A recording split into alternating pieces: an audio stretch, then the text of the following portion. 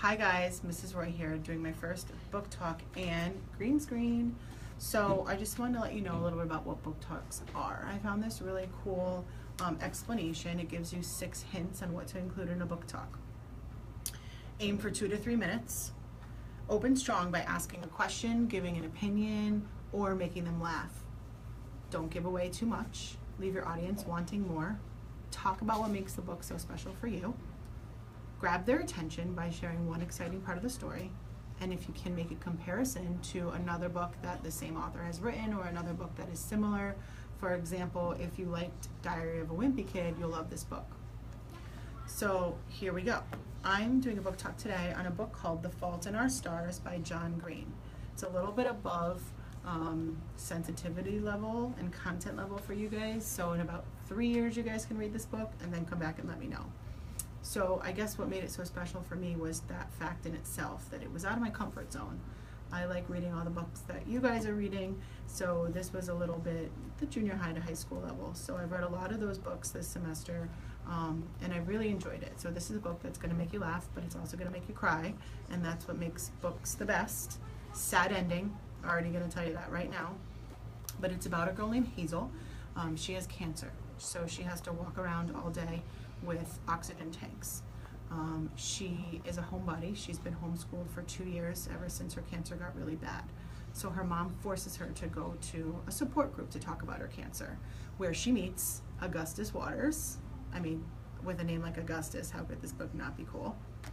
So they kind of fall in love, and they go on a great adventure with each other to Amsterdam, where they hunt down their favorite author of a book that they both read, and the author has left the ending out at the end of the book. So they hunt him down.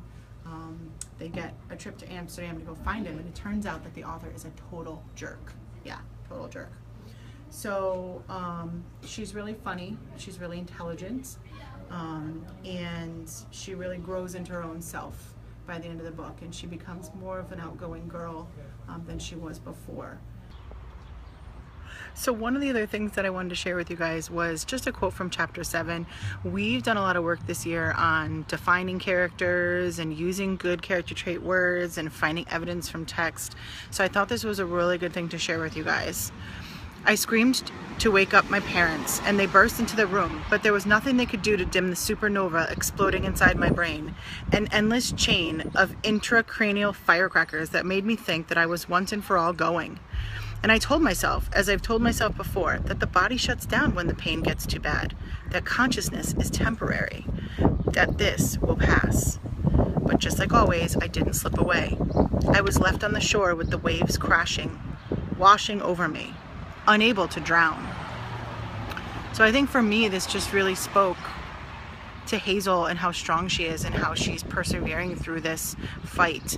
At that moment, her lungs were filling with fluid, and the pounding feeling she was having in her head was causing her to black out, and she woke up not knowing what was happening, and her lungs were filling with fluid. She survived, she lived, she made it. And there's a slight twist in the story also with her and Augustus, and so it's a great story. I want you to read it, but mature audience alert, you're not ready. Please wait a couple years and then come chat with me about it. I hope I've taught you a little bit about book talks, and you've learned some good ideas to put in yours.